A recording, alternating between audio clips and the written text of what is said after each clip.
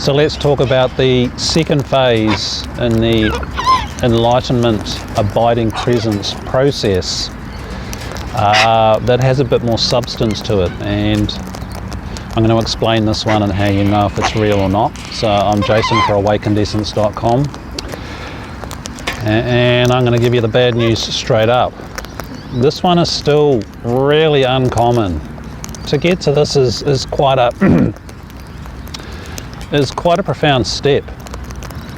So your presence practice, you would have been doing it for a period of time, and you'll be able to enter presence quite easily, and then you'll have another awakening, or all of a sudden your practice will change. Great timing there, Squawk, thank you. And your presence practice will be a lot more juicy and easy, especially in a good cycle. This all happens within cycles, eh? It makes it more confusing. But what non-abiding, should I say, sorry. Non-abiding. It's a bit like, you know, you're at home, i.e. presence, and you have your breakfast, and then you go to work and you've lost it, right? So you're not abiding there. It's not where you live, within your consciousness, within your habit of being present consciously and unconsciously, because the unconscious habit is still growing, right? It's a bit like a 3-year-old learning to tie their shoelace. They can sort of kind of get it, but their shoelace comes undone really quickly, and then they might not be able to do it again until they've been shown a couple more times. So when it's non-abiding, yeah, you kind of don't lose it, and this is a danger spot. You can then create it in your head. Excuse me, I got a bird trying to distract. So with the non-abiding, it's kind of always here, but if you were to do the 4 steps to presence practice, i.e. pillar 1 correct presence practice, you'll know it gets harder as you go from step 2, your inner body, into presence. And the God grace thing, step 4, certainly won't be there. So it means you have to hold your attention in your body, squeeze your pelvic floor, get out of your upstairs department, the chatter machine, the ego, and all those words most spiritual people don't like, and into your body. Another state change coming. Are you going to be a conscious bird and respond instead of react like everybody else? Hey? 2 birds stayed. So when crap goes down, do you instantly into presence like the knee-jerk, funny bone reaction? Or do you fly off? This is why this is mathematical, and this is why I love using these fellas. In the non-abiding phase, you might just be able to enter the earlier stages of the presence practice if something ugly's happened easily, and get a faint sense of presence, and then it'll take you, a little bit of time, depending on what's happened and what cycle you're in. Might take you, maybe an hour to really get juicy presence back after you've had an an argument with someone, unless it's a really bad argument and you really care about them. It might take a bit longer then, eh? But then can you hold your presence with your sadness and your grief and anger and all those other things at the same time? You will with practice. This is the point, eh? Let's get rid of the myths. You will hold emotions, especially in this phase. This phase is where you master the emotional stuff, eh? Anger is one of the last ones. Anger and rage. That means you're well on your way. Evidence-based. So non-abiding initially will probably happen after some sort of awakening, maybe. And so this is where the measurement aspect comes in. How quickly can you juice into your presence and be there with emotions at the same time? This happens in the non-abiding phase, because your unconscious mind is getting used to the process that presence is a good thing. Your ego is getting used to that presence is a good thing, even though of course it wants you to do all the old stuff, the bad habits. presence practice is just the good habit, eh? So are you doing the good habit or the bad habit? Bad habit is being lost in your head and in your ego and in your crap instead of choosing to do the steps to presence practice correctly. The 4 steps. Pillar 1 in the framework. Okay.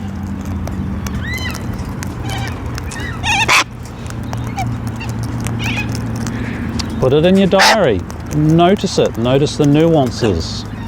And write down any insights you have.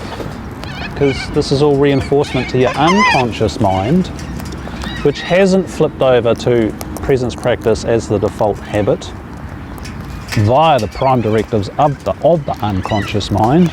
Like, this is scientific stuff. You cannot deny it unless you want to totally discount the entire field of psychology and NLP and all that stuff, right? And what is a habit? This is something that you do a number of times till it's automatic. And this is what awakening is. You're just learning how to be present correctly, automatically, so you get connected up to the... And this as well, this is why step 1 is always in the body with correct presence practice. You activate the right habits, so when stuff goes down, you can hold your fight-flight responses, your amygdala emotional argy-bargies. While they run in your body, you can feel the chemicals running around inside your body as you're actively presence practicing, and your unconscious mind is learning how to hold both all that stuff and your presence at the same time. The more you do it, the better you get at it. The more nuanced you are at it, and the greater distinctions you have, as well as being able to observe your motivation levels and everything else at the same time.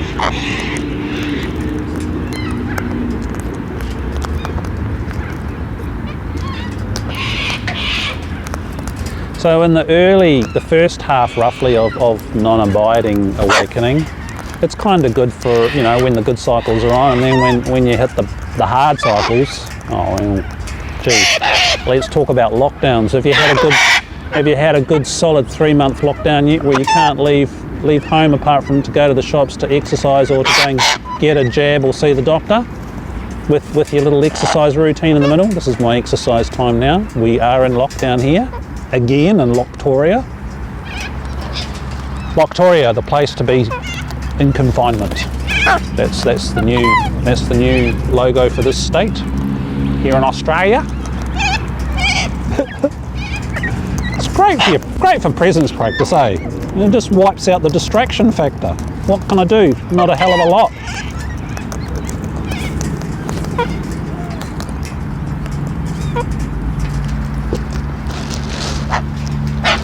So as you get better at it, you'll notice your depth of presence gets more and more juicy and becomes kind of continuous, and you'll still be grafting away because it requires effort for you to use your conscious volitional attention. Hello, Miss Brown. You're such a sweetie. Right? You're aware of the lower half of your body?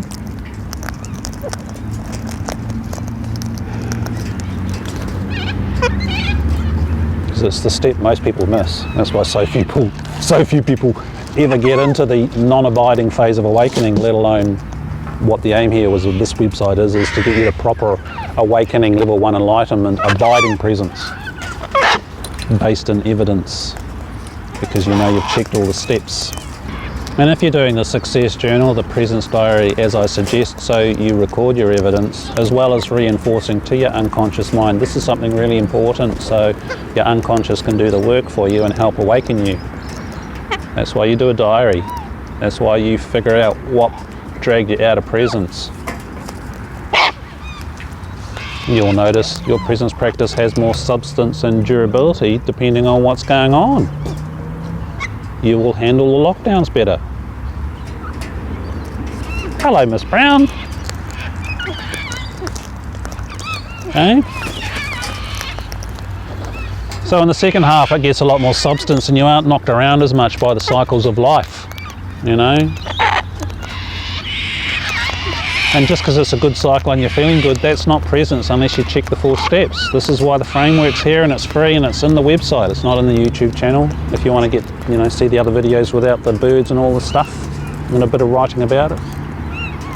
Hey, Miss Brown, hey, you're just a honey.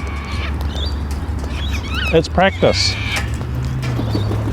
9 months of practice for me, for this bird to decide that I'm okay, so she lands on me and lets me stroke her. Yeah, don't bite, honey. No, I'm just a honey. See?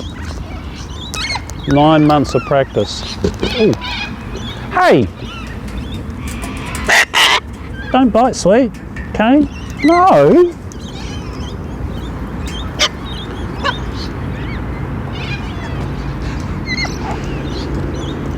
Unconscious mind. Does your unconscious mind do that? Bite at everything?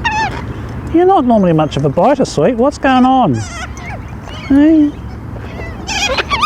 Do you talk to yourself that way? Oh, I've got birds biting the phone.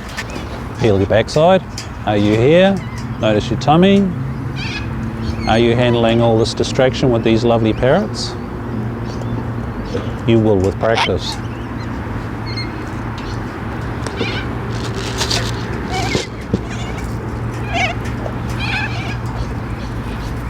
So another hallmark in the second half of the non-abiding phases is it seems like your presence practice is constant. And this includes when things are okay. We get into that in the laws of grace. Feeling good is not presence practice, eh? Doing the 4 steps and feeling good is presence, eh? Feeling crap and doing the 4 steps to presence practice is presence. Hey.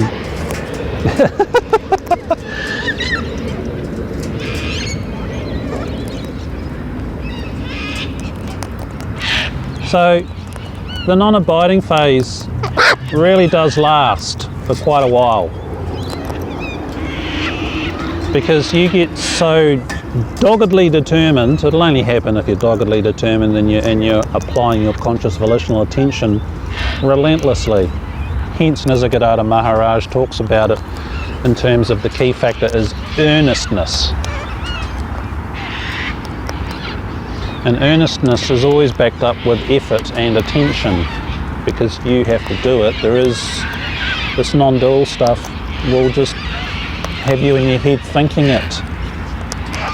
It won't have any evidence behind it or specificness.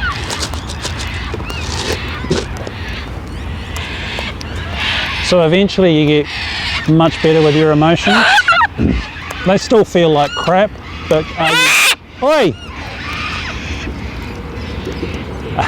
Are you able to be present with stronger emotions? You have to come across, mate. Yeah.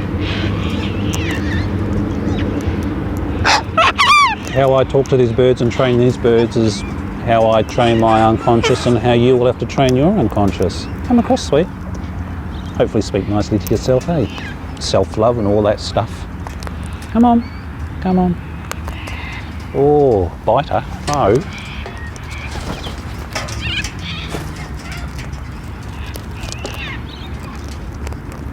So it just seems relentless, and then you notice, gee, I'm really practicing really well throughout my day, through all the things when I'm at the job and the kids and everything really.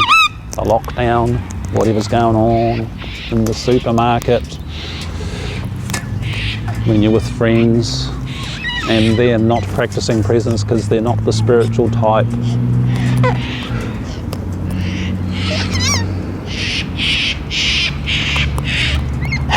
And you may move into the full abiding enlightenment phase and not even really realise it just seems easy for an inordinate amount of time. Might took me over 6 months to work it out. I just thought I was having a really good phase. But I'd lost massive awakenings prior, really big ones, heartbreaking. So I didn't stop my practice. So after 4 years of it constantly deepening and becoming more and more super, yeah, becoming more and more squawky, hey, yeah, Oh, come on. Do a Cresty for us. Hey.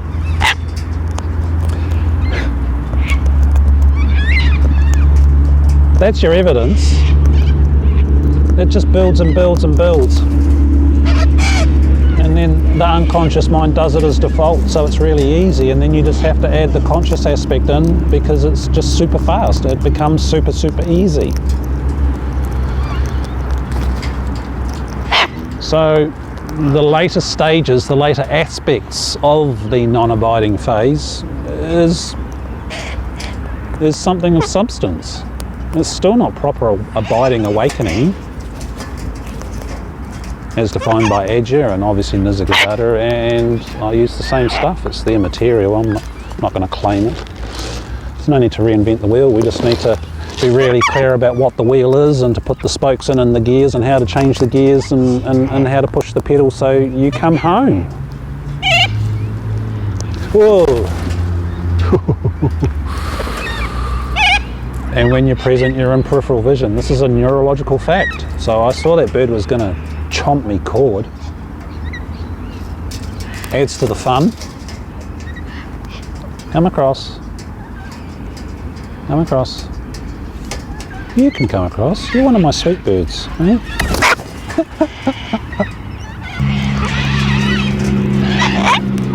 It'll be obvious to you that you're present most of the day and you're consciously checking in, and there's that solid base there for you.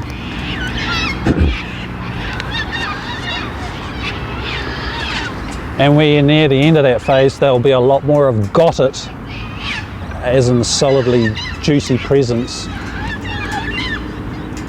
as you hold awareness of your inner body and your physical body.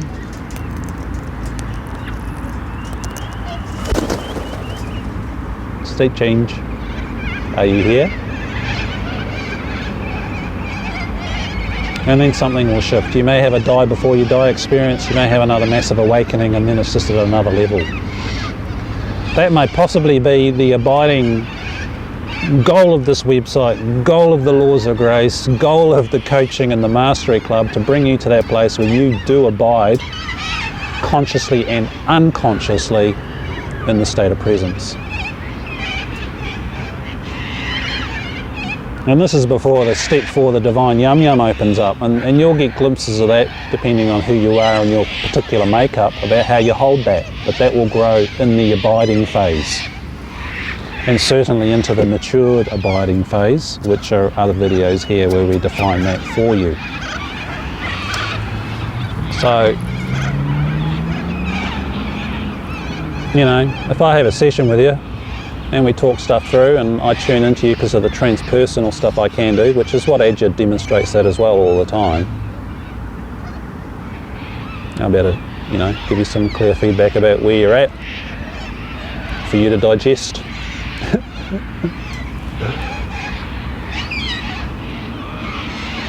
This path can be short now, eh? I'm not kidding when I say this is the Google Maps of awakening, if you want it. And when you're in one suburb and you want to drive to the other side of town and you use your Google Maps or your Apple Drive or whatever it's called, you know, you follow the instructions, eh? Otherwise you might end up, you know, in a different state. Get it? State of awareness. This is why I'm not a comedian. But your states of presence practice, entering presence practice, holding it, will grow, and you can evidence it, and you will. Any questions? Make contact. Coaching, correct presence practice course, pillar 1. So fundamental. It's why so many just don't even get to the non-abiding phase that I've just talked about here. Because people don't do presence practice correctly. It's not about using theory. Ooh, I'm just here, man. Well, you are, but are you present and in your body? You know, is your neurology activated? Are you in peripheral vision? You know, these are neurological signposts that cannot be debated because they're scientific fact. They've done all the research on the masters in the Cold War to, you know, to do all the psychic stuff to figure out what the other side was up to. This has all been researched. It's fact. If you want it, And if these specifics work for you, then jump on board, digest the website, get the courses, have some coaching. And there's the Mastery Club for a flock of eagles that are flying and living this stuff. Community's important, eh? That's why it's pillar 6. The external things. It's the only external one in there, really. All of them comes down to you, because it's your attention, it's your body, it's your neurology, and only you can decide where you put your attention, regardless of what you think about the pandemic and the lockdowns and people having control over you. It's all nonsense. It's your attention. Who's driving the bus? Undeniable.